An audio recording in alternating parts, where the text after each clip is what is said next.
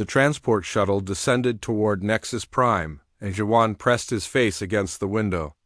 The research station hung in space like a silver flower, its arms stretching out around the purple glow of the neutron star below.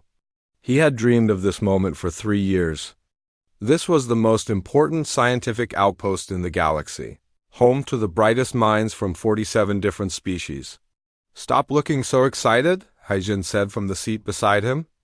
"You'll make the others nervous." Jiwan grinned. "Let them be nervous. I brought my wok. You brought your what?" The question came from across the aisle. A crystalline being named Ixmora turned her faceted head toward them. Light bent strangely through her transparent body. "What is a wok?" "A cooking pan," Jiwan explained. The shuttle went silent. Every alien head turned to stare at him. Ixmora's internal lights flickered in what might have been confusion. "A cooking pan?" She said each word slowly, as if testing them. "You prepare your own nutrition?" "Of course. Don't you?" "No species has manually prepared nutrition in 12,000 years, said a deep voice from the back. Velther, the station director, unfolded his forearms. His scales gleamed green under the shuttle lights. "It is inefficient, dangerous, primitive." Jiwan kept his smile, but said nothing more. Haijin kicked his ankle gently. A warning. The shuttle docked, and they filed out into the arrival bay. The station smelled clean. Too clean. Like a hospital. Like nothing at all? Jiwan missed Earth already. He missed the smell of garlic hitting hot oil, the sharp sweetness of gochujang. The earthy scent of sesame oil. A guide drone led them through white corridors. Everything was white or gray or silver, functional, efficient, boring. Other beings passed them in the halls. Some walked, some floated, some skittered on 6 legs. None of them looked at each other. They all stared at data screens or spoke into communication devices. "Here is the communal dining facility," the drone announced, opening a door. Jiwan stepped inside and his heart sank. Rows of white tables filled a white room under white lights. Along one wall stood a line of dispensers. Nothing else. No kitchen. No stove. "No smell of food? Where do you cook?" he asked. The drone's lights blinked. "Cook? Prepare food? Make meals." Nutrition is synthesized in the dispensers. Each being receives a personalized formula optimized for their biochemistry. There is no need for preparation. Velther entered behind them. "The human will need dispensers calibrated for his species. See to it," he looked at Jiwan with his vertical pupils, "and you will not bring your cooking pan into this facility. Is that understood?" "I understand," Jiwan said quietly. That night, alone in his quarters, Jiwan unpacked his belongings. The room was small but comfortable. A sleeping pod, a desk, a refresher unit, and a small storage area. He pulled out his portable induction burner and set it on the desk. Then his wok, his knives, his cutting board, and his spices. The smell of the spices alone made him smile. Gochugaru, sesame seeds. Dried garlic, his communicator beeped. Haijin's face appeared on the screen. "How's your room?" she asked. "Perfect. I'm setting up my kitchen." "Jiwan, you heard the director. Don't cause trouble on the first day." "I'm not causing trouble. I'm just organizing." He held up a jar of kimchi. "Want to come over for dinner tomorrow?" Haijin laughed. "You're impossible." "Yes, I'll come. But keep it quiet." The next day began with orientation. Jiwan sat in a lecture hall with 30 other new researchers.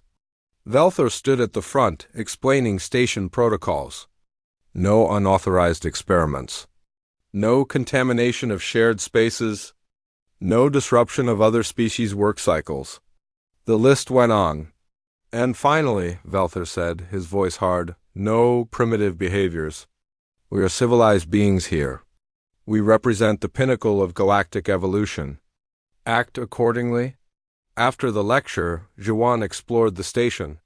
He found the laboratories, the observation decks, and the recreation areas. But nowhere did he find a kitchen.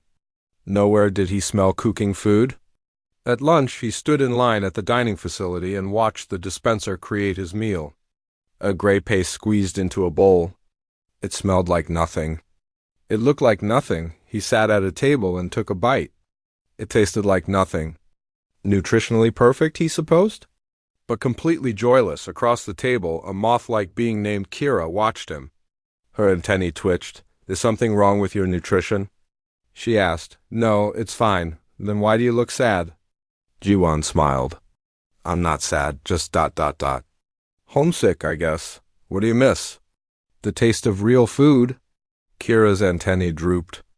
I do not understand. Taste is only a delivery mechanism for nutritional information. This paste contains all necessary data. But food is more than data, Jiwon said. It's experience, memory, joy. Joy? Kira tilted her head. From eating? Absolutely. She stared at him for a long moment, then flew away.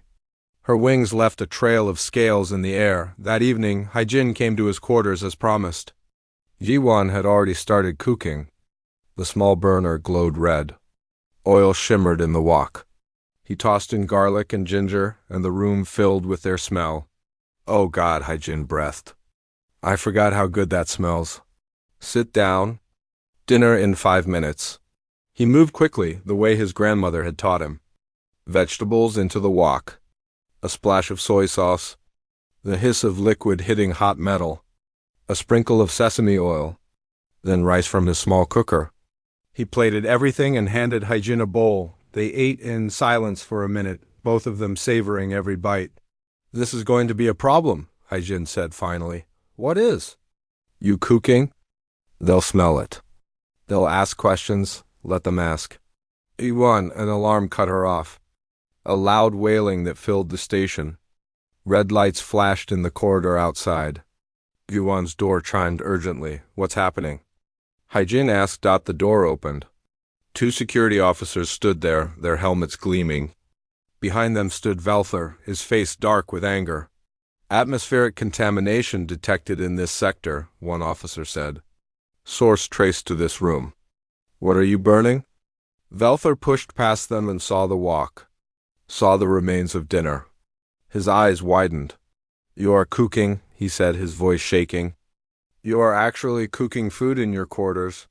I am, Jiwon said calmly. Is that illegal? It is dangerous, reckless. You could have poisoned the air supply. You could have, Velther stopped. His nostrils flared. His third nostril, usually closed, opened slightly. His tongue flickered out, tasting the air. For a moment, something crossed his face. Something that looked almost like hunger. Then his expression hardened again. You will come with me, now. This is unacceptable. As security led Jiwon away, he glanced back at Haijin. She looked worried. But Jiwon wasn't worried at all. He had seen that look on Velther's face. That moment of weakness, the director had smelled his cooking.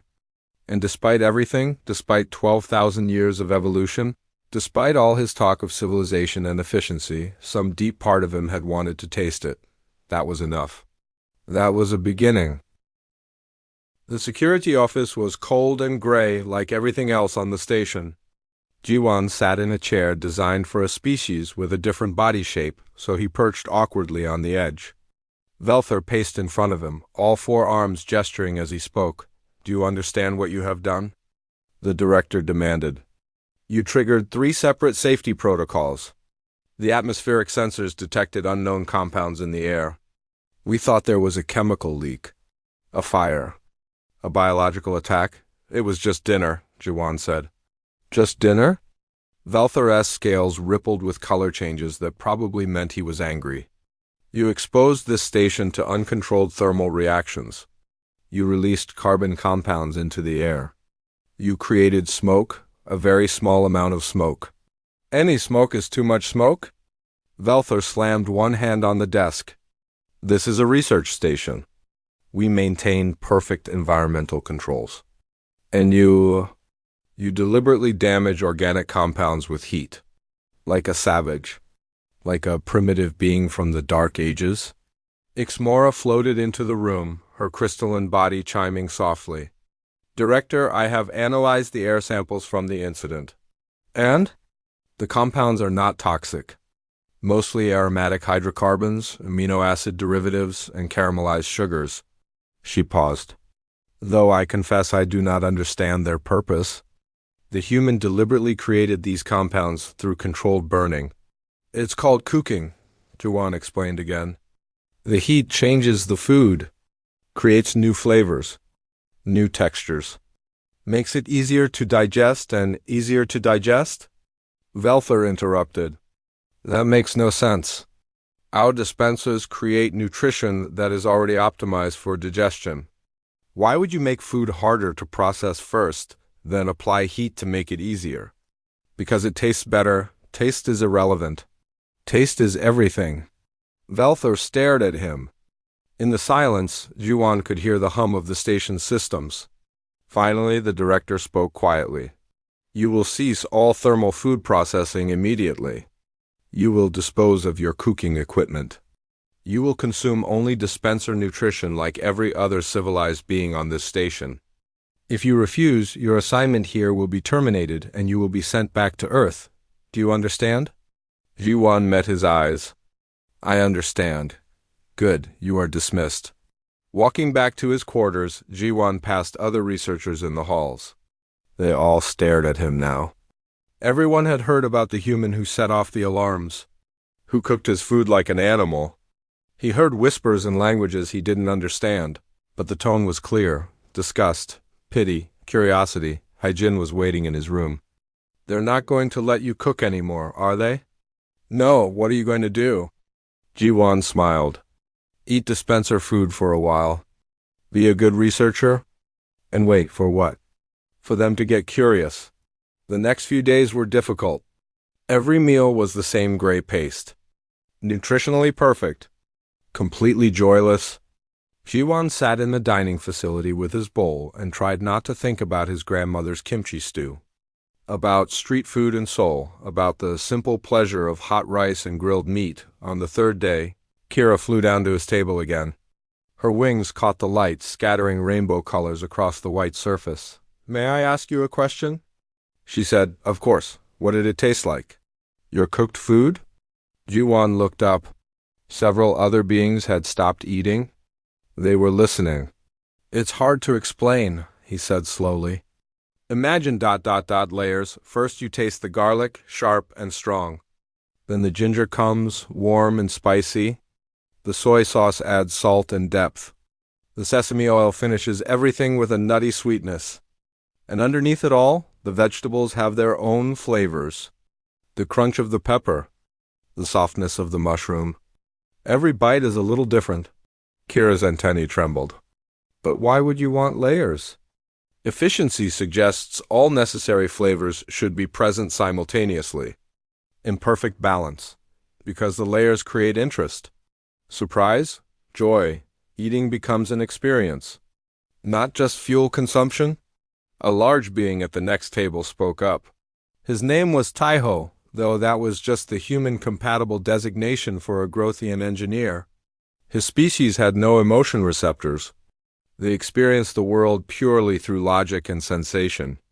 Joy from eating, Taiho said flatly. This concept appears in human literature frequently. I have never understood it. Food is fuel. How can fuel create emotion? Have you ever tasted real food? Jiwan asked. Not paste. Real food that someone prepared? No, my species eliminated meal preparation 4,000 years ago. It was inefficient. Then you don't know what you're missing. Ixmora drifted closer. I have been researching human culinary practices. The data is fascinating. Humans spend an average of 1 hour per day on food preparation. That is 4% of your conscious existence. And for what? The nutrition is identical to what a dispenser provides. The nutrition is the same, Jiwan agreed. But the experience is completely different. Experience, Velther's voice cut through the conversation. He stood at the entrance to the dining facility, glaring at them all. The human speaks of experience as if it matters. We are scientists. We deal in facts, not feelings. Taste is merely a chemical detection system. To speak of it as if it has value beyond function is childish. The other beings looked down at their bowls. The conversation died. Velther walked to the dispenser, collected his meal, and sat alone at a far table, but Jiwan had noticed something. When Velther spoke about taste, his third nostril had flared slightly. Just for a moment, that night, Jiwan lay in his sleeping pod and stared at the ceiling. His cooking equipment sat in storage, unused. By tomorrow, station maintenance would come to collect it. His connection to home would be gone. His communicator chimed softly. A message from Haijin? Don't give up. I have a plan? He smiled in the dark and fell asleep. The next morning, Haijin met him in the laboratory where they worked together. She was analyzing soil samples from a newly discovered planet. He was supposed to be cataloging potential food sources. Instead, they were both staring at her data screen. Look at this, she whispered. I've been reviewing the biometric data from the other night, when you were describing your food in the dining facility. The screen showed brainwave patterns from various species in the room. These are curiosity markers, Haijin pointed to spikes in the data. And these are pleasure anticipation responses. Just from listening to you talk about food? They're interested, Jiwan said. More than interested. Their brains are activating reward centers that haven't been used in generations. Centers that their species thought were vestigial. What are you saying?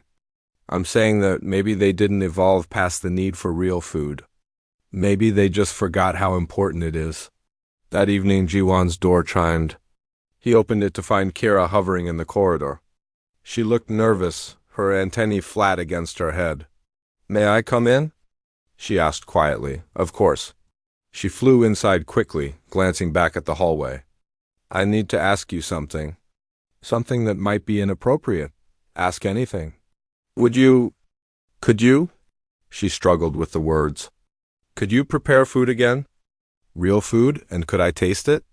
Yuan's heart raced. They're going to take my equipment tomorrow. And if I cook again, they'll send me back to Earth. I know. I'm sorry to ask. Forget I mentioned it. Wait. Yuan thought quickly. What if it wasn't just you? What if others wanted to try it too? Others? If enough species representatives requested a demonstration of human culture, they couldn't refuse. It's part of the exchange program. Kira's wings fluttered with excitement. A cultural demonstration. Yes, that could work. How many beings do you think would be interested? I could ask quietly. Do it. Over the next 2 days, word spread through the station in whispers and private messages. A secret meeting. A chance to taste real food. To experience what the human had described. Kira reported back that 12 beings had agreed to come. They would meet in an unused cargo bay at night when most of the station was in sleep cycle. Haijin was skeptical. If Velther finds out, we're done. All of us, then we make sure he doesn't find out, Jiwan said. And if he does? Jiwan looked at his cooking equipment, packed and ready for removal. Then at least we tried. The cargo bay was cold and empty, lit only by dim emergency lights. Jiwan and Haijin had smuggled his cooking equipment in piece by piece over the last few hours. Now they worked quickly to set up. The portable burner on a cargo container. The cutting board balanced on a crate. Not fancy, but it would work. How much time do we have? Guvan asked. Haijin checked her communicator. 2 hours before the next security patrol. Maybe 3 if we're lucky. That's enough. Jiwan unpacked the ingredients he had been saving. Vegetables from the hydroponics bay. Protein from the station supplies. Rice, spices from Earth. His hands moved with practiced ease. Chopping and preparing. The door hissed open. Kira flew in first, followed by others. 12 beings from 11 different species. They gathered in a nervous cluster, looking at each other and at the cooking equipment. Teho the Grothian was there, his massive frame barely fitting through the door. Ixmora floated nearby, her crystalline body casting strange shadows. A small aquatic being in a water suit. A pair of plant-based life forms connected by root tendrils. Species Jiwan had never met before, drawn by curiosity and rumor. Thank you for coming, Jiwan said. I know this is risky for all of you. We must be insane, muttered one of the beings. But no one left. What will you make? Kira asked. Something simple. Something that shows you what food can be. Jiwan lit the burner and let the wok heat up. Has anyone here ever tasted cooked food before? Silence. Every head shook or gestured negative. Then you're all about to have your first real meal? He started with spring rolls, simple, easy to eat. He worked while they watched, explaining each step, rolling the vegetables in thin rice paper. The satisfying sound of them hitting hot oil, the way they turned golden and crispy. The smell that filled the cargo bay made the aliens shift and murmur. The smell is remarkable, Ixmora said. My sensors detect over 200 distinct chemical compounds. This is far more complex than any nutrition paste. Smell is half of taste, Jawan explained. Your brain processes them together to create flavor. He plated the spring rolls and passed them around. The aliens stared at the food as if it might attack them. Who wants to try first? Jawan asked. Adira stepped forward. Her antennae were vibrating so fast they hummed. She picked up a spring roll with her delicate forelimbs and took a tiny bite. Then she went completely still. Kira? Haijin asked. Are you okay?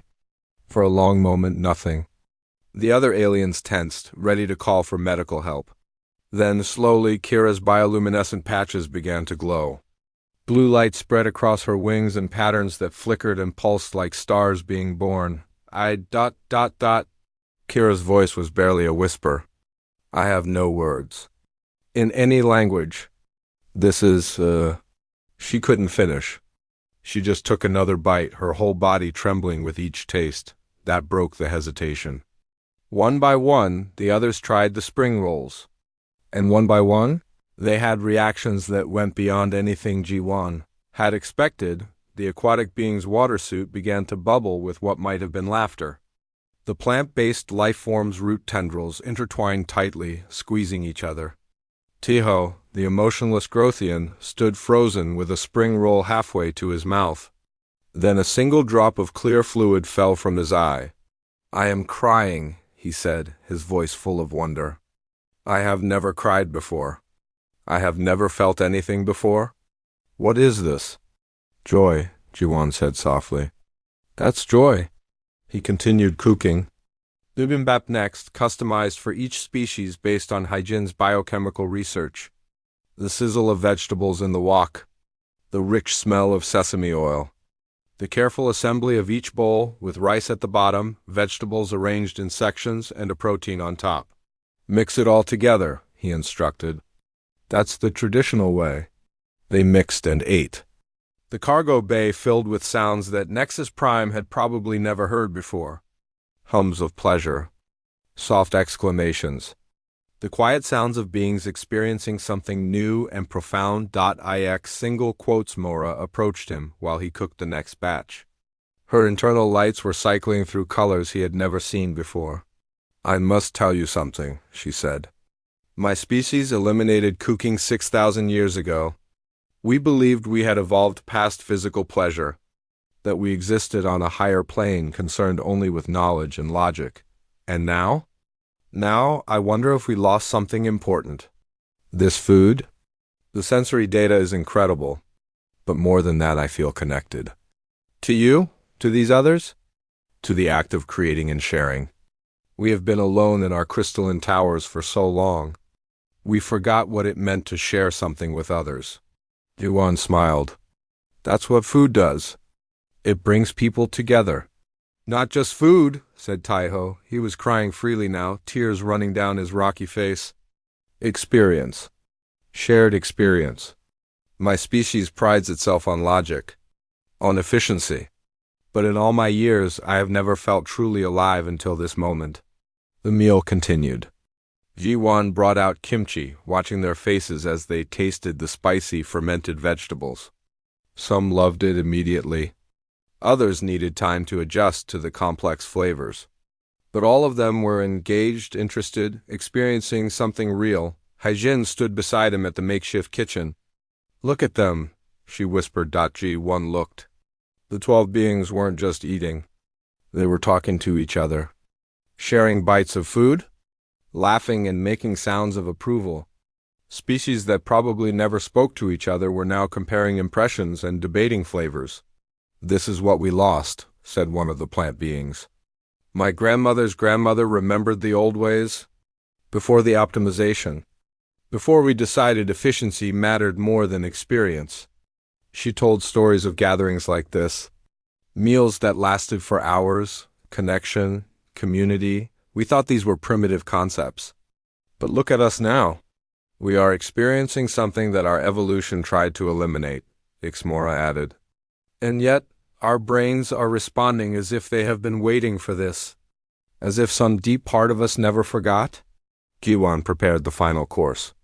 Sweet rice cakes with fruit, simple, comforting, the kind of food his grandmother had made for him when he was young. As he worked, he thought about Earth, about humanity's application to join the Galactic Coalition. They had offered technology, science, art, but no other species cared much about human contributions. Humans were newcomers, primitive, nothing special, but this was something no other species had thought to share. Not data or technology, but experience, joy, life. The rice cakes were ready. He served them and watched as the beings took their first bites of something sweet. More sounds of wonder. More exclamations. "I have been a scientist for 60 years, said one of the aquatic beings. "I have studied the formation of stars, the evolution of galaxies, the nature of reality itself. And yet, nothing in all my research prepared me for the simple pleasure of taste." "Perhaps," Kira said quietly, "we have been studying the wrong things." "Or studying the right things in the wrong way. We sought knowledge but forgot wisdom. We wanted efficiency but lost meaning." The cargo bay doors suddenly slid open with a loud hiss. Emergency lights flared to full brightness. Everyone froze. Velthor stood in the doorway, flanked by 2 security officers. His scales were dark with anger. His forearms were rigid at his sides. "What," he said slowly, "is happening here?" No one moved. No one spoke. Jiwan stepped forward. "A cultural demonstration," he said calmly. "Part of the exchange program." "A cultural demonstration," Velthor repeated. "In a cargo bay. In the middle of the night. Without authorization?" "Director," Kira began, but Velthor silenced her with a gesture. "You are all in violation of station protocols. Serious violations. This will go on your permanent records. Your careers will—" He stopped. His nostrils flared. All 3 of them, including the one he normally kept closed. The smell of the food had reached him. Sweet rice cakes. Sesame oil. The lingering aroma of everything Jiwan had cooked. Velthor swayed slightly. His eyes closed. For just a moment, his expression changed. The anger faded. Something else appeared. Something that looked almost like pain. "Director?" one of the security officers asked. Velthor's eyes snapped open. The anger returned. "Everyone will return to their quarters immediately. The humans will report to my office at 0700. This gathering is over." The beings filed out slowly, reluctantly. Some of them touched Jiwan's arm as they passed, a gesture of thanks. Kira paused at the door. "It was worth it," she whispered. Then they were gone. And Jiwan stood alone in the cargo bay with his cooking equipment and the remains of a feast that might have just ended his career. Morning came too quickly. Jiwan stood outside Velthor's office with Haijin, both of them exhausted from lack of sleep. Through the door they could hear voices. Angry voices. "This is exactly what I warned you about," someone was saying. "Humans are too emotional. Too chaotic. They don't belong in scientific spaces." The door opened. Velthor looked out at them, his face unreadable. "Come in." The office was crowded. 5 senior researchers sat in a semicircle. All different species. All looking at Jiwan and Haijin with various expressions of disapproval. "Do you understand the seriousness of what you have done?" Velthor began. "Unauthorized use of station facilities. Violation of safety protocols. Distribution of unregulated nutrition. Encouraging other researchers to break rules. We shared a meal, Jiwan said simply. You contaminated scientific minds with primitive behavior, snapped one of the researchers. A thin being with too many joints in her arms. Already, reports are coming in. Beings who attended your feast are showing decreased work efficiency. They are distracted, talking about taste and flavor instead of focusing on their research. Dr. Ixmora spent 3 hours this morning trying to describe the sensation of eating to her research team. Another added, 3 hours of wasted time. And Taiho, said a third. A Grothian engineer crying. Their species has not shown emotion in 4,000 years. You have damaged him somehow. Broken something in his brain. I didn't break anything, Jiwan said. I helped him feel something real. Feelings are not real, Valther said coldly. Feelings are chemical reactions. Meaningless biological noise that evolution has slowly eliminated from advanced species. You have reactivated dormant systems. Set their development back millennia. Or, Haijin spoke up for the first time, we helped them remember something important that they lost. She pulled out her datapad and projected images into the air. Brain scans. Neural activity maps. Chemical analyses. This is the data from the beings who attended last night. Look at these regions. She highlighted areas on the brain scans. These are pleasure centers, reward systems, social bonding mechanisms. According to galactic medical science, these should be vestigial, evolutionary dead ends. But they're not dead. They're just dormant. Your point? Velthar asked. My point is that when these beings ate real food, these systems activated. And look at these other regions. More highlights. Enhanced problem solving. Increased empathy. Better communication between species. The meal didn't damage them. It improved their cognitive function. That's impossible, said one of the researchers. The data doesn't lie. I've been studying human nutrition for 5 years. Do you know why humans cook their food? Yes, it makes nutrition easier to digest, but it does something else too. It allows more energy for brain development. Cooking helped make humans intelligent, and the social act of sharing meals helped make us cooperative. Ancient history, Velthar dismissed. Not relevant to modern species, but what if it is? Haijin continued. What if by optimizing everything for efficiency, you lost something crucial? What if that's why innovation has slowed in the galaxy? Why breakthroughs are becoming rare? You have all the knowledge, but you've forgotten how to imagine, how to dream, how to connect. Silence filled the office. The researchers looked uncomfortable. This is speculation, Velthar said finally. Not science. Then let me do the science, Haijin said. Let me study this properly. With volunteers. With controls. Real research? Absolutely not. Director, Jiwan said quietly. May I ask you something personal? Velthar's scales rippled. What? Last night, when you stood in the doorway, you smelled the food. I saw your reaction. What did you feel? I felt nothing. That's not true. I felt disgust, revulsion at such primitive behavior. Your third nostril opened, Jiwan pressed. That only happens during mating or extreme danger. The smell triggered something deep in your biology, something your species thought was gone. Velthar stood abruptly. This meeting is over. You will both be transferred off the station within 24 hours. Your research positions are terminated. The other participants will receive formal reprimands on their records. You're afraid? Jiwan said. I'm not afraid of anything. You're afraid of what it means if I'm right? If your species gave up something important, if evolution wasn't progress but loss, get out. They left the office. In the corridor outside, Kira was waiting. Behind her stood Taiho, Ixmora, and several others from the feast. We heard, Kira said. They're sending you away. Yes, then we're coming with you. We're resigning our positions. You can't do that, Haijin said.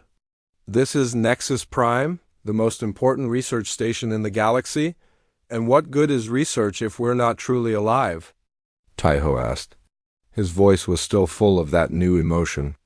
I have worked here for 12 years, efficient, productive, empty. One meal with you taught me more about existence than all those years of data. The coalition has opened an investigation. Ixmora added. They heard about the feast? They want to shut down this cultural contamination before it spreads. It's already spreading, Kira said. She showed them her communicator, messages, hundreds of them, from all over the station. Everyone wants to know what happened, what we experience. Some are angry, but many are curious. That afternoon, Jiwan sat in his quarters, packing his belongings. There was a knock on the door. He opened it to find Velther standing alone in the corridor. May I come in? The director asked. G1 stepped aside. Velther entered and stood awkwardly in the small space. I came to ... He paused. To explain. You don't have to. Yes, I do. Velther's forearms moved restlessly. My species has a history. An ancient history that we do not discuss. 10,000 years ago, we were different. We felt things. Tasted things. We gathered for meals that lasted days. We created art and music and celebrated life. What happened? A plague. A terrible disease that spread through touch, through shared food, through connection. Millions died. In our desperation, we changed ourselves. Genetically, we eliminated the need for physical pleasure. Made ourselves efficient, safe, isolated. You survived, Jiwan said. We survived. But we also lost something. My grandmother told me stories. About the old days. About meals where families gathered. About the taste of roasted meat and fermented vegetables. I always thought they were just stories. Myths about a primitive past. He looked at Jiwan with genuine pain in his eyes. But last night, when I smelled your cooking, something woke up inside me. Something I didn't know was there. And it terrified me. Why? Because if you're right, if we lost something important, then everything we built is wrong. Our whole civilization. Our entire evolution. All wrong. They stood in silence for a moment. What did it smell like? Velther asked suddenly. The food.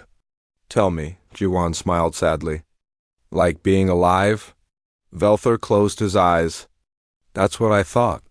The next morning, as Jiwan and Haijin prepared to board the transport shuttle, an announcement echoed through the station. A ship was arriving. A coalition enforcement fleet. They were coming to investigate the cultural contamination incident, but there was something else. Something unexpected. The lead ship carried a human diplomat named Minseo, and she had sent a message ahead. A message that changed everything. Attention Nexus Prime. Under Coalition Law, Article 47, Section 12, any member species has the right to present their cultural practices for formal evaluation. The human delegation invokes this right. A hearing will be held. And according to law, the judges must experience the practice directly before ruling on its validity. Jiwan looked at Haijin. Did you know about this? No, but someone did. She smiled.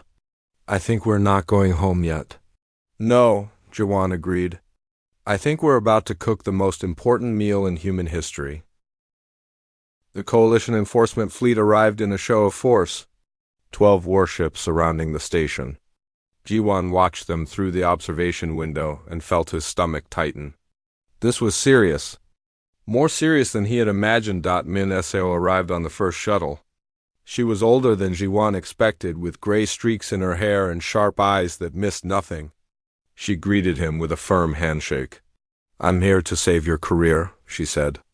Or end it spectacularly. We'll see which. Why are you doing this? Because Earth needs this. Humanity has been trying to join the galactic community for 20 years. We've offered technology, resources, science. Nobody cares. We're too new. Too primitive. But this? She gestured at his cooking equipment. This is something no other species can offer. This is our value. Admiral Zixter arrived next. He was a hierarch, an insectoid species that valued order above all else. His exoskeleton gleamed black and silver. His compound eyes reflected light in strange patterns. When he spoke, his mandibles clicked with each word. "This hearing is a waste of time," he announced to the assembled crowd. "But coalition law is absolute. We will observe this human cultural practice. We will judge it. And then we will end this foolishness." The hearing was set for the following day. Jiwan had 24 hours to prepare a meal that would determine humanity's place in the galaxy. "No pressure," Haijin said, trying to smile. That night, Jiwan couldn't sleep. He lay in his quarters, thinking about what to cook. What could he make that would convince beings who had evolved past taste? Who saw efficiency as the highest value? Who believed that feeling anything was primitive? His grandmother's voice came back to him from childhood. "Food is love, Jiwan. When you cook for someone, you give them a piece of your heart." That was it. Not just nutrition, not just flavor, connection, love, humanity. He got up and started planning. The hearing took place in the main assembly hall. 12 judges sat in a semicircle. 12 different species. Admiral Zixter in the center. Behind them, hundreds of researchers watched. The entire station had gathered to witness this moment. G1 stood at a cooking station in the middle of the hall. Haijin beside him. Minseo stood with other human observers. Velther watched from the crowd, his expression unreadable. Admiral Zixter called the hearing to order. "The human will demonstrate his species' cultural practice of food preparation. We will observe. We will sample the results. Then we will vote on whether this practice has value to the galactic community. Proceed." Jiwan took a deep breath and began. "I'm going to prepare 4 courses," he said, his voice carrying through the hall. "Each one represents something important about being human, about being alive." He started with soup, simple broth made from vegetables and herbs. As it simmered, the hall filled with its scent. "This is comfort," Jiwan explained. "Every species here knows what it means to be cold, to be tired, to hurt. This soup is warmth. It's care. It's the feeling of being safe." He served small portions to each judge. They looked at the steaming bowls skeptically.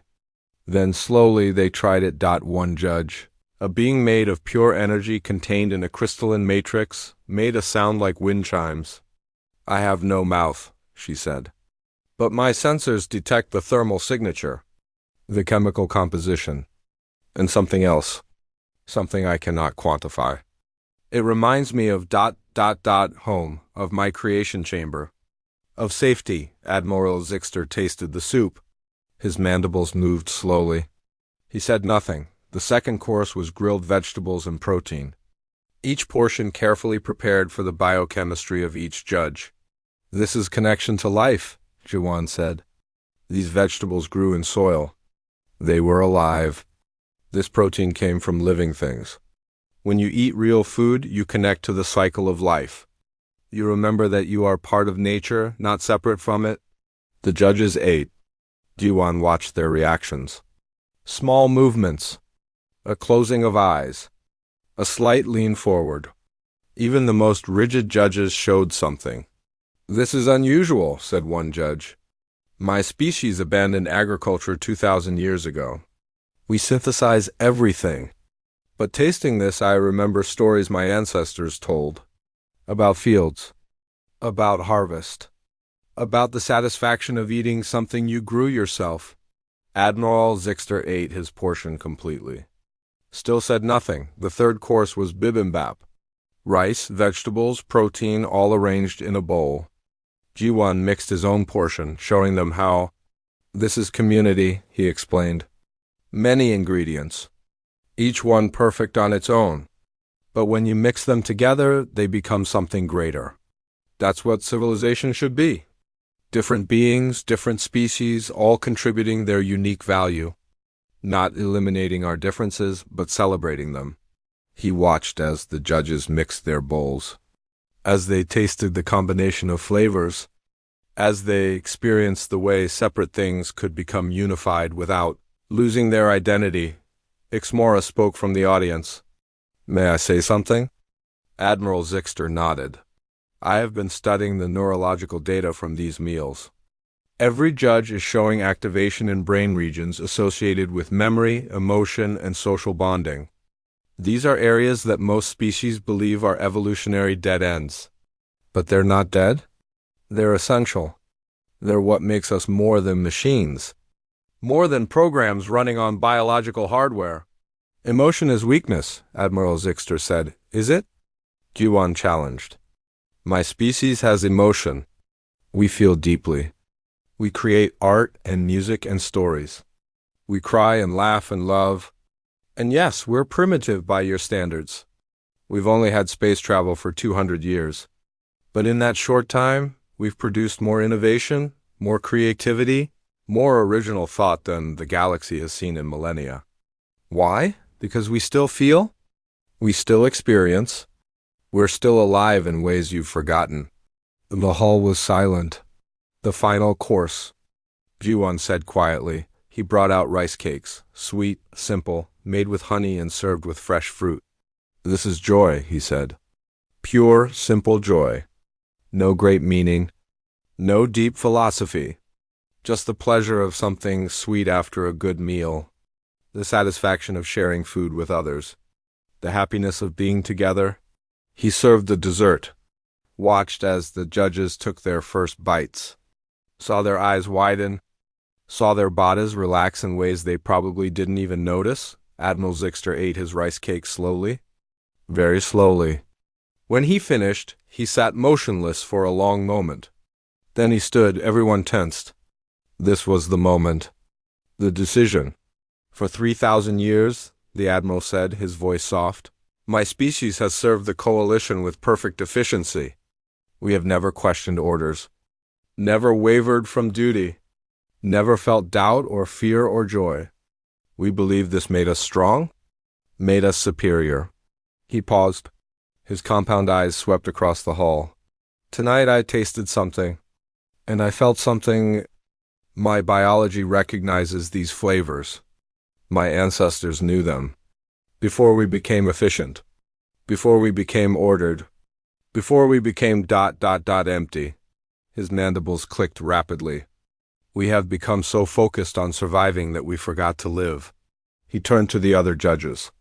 I vote to approve human culinary culture as a valid and valuable contribution to the galactic community. One by one, the other judges stood and voted. 11 votes for approval. Only one against, from a judge who admitted they lacked the capacity to evaluate pleasure, but refused to condemn what they couldn't understand. The hall erupted in sound, cheering, clicking, chiming, every species expressing approval in their own way. Minseo grabbed Jiwan's arm. You did it. You actually did it. But it wasn't over. Not really. The vote was just the beginning. Over the next weeks, requests flooded in from across the galaxy. Species wanting to learn, wanting to taste, wanting to remember what they had forgotten. Veltha resigned as station director and became the first non-human student of human cooking. Kira opened a school.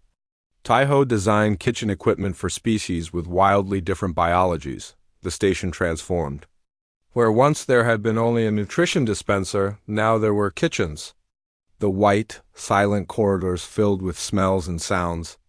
Beings gathered to share meals, to talk, to connect. Hygin's research paper on the neurological benefits of shared meals became the most downloaded scientific document in galactic history. Governments contacted Earth asking for culinary ambassadors.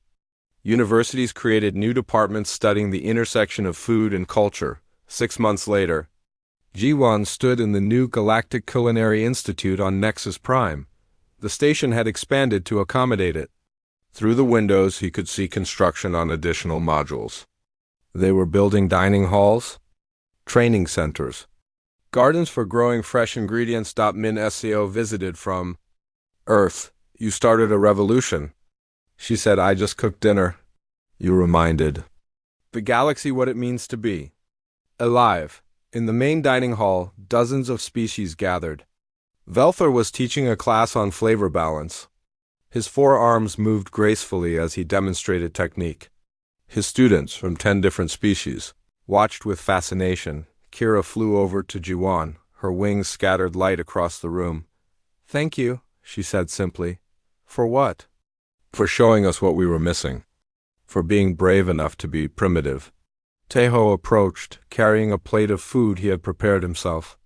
"I have a question," he said. "Before I tasted your cooking, I thought I was complete. I had my work, my logic, my efficiency.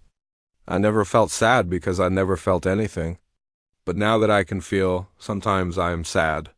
Sometimes I am angry or frustrated.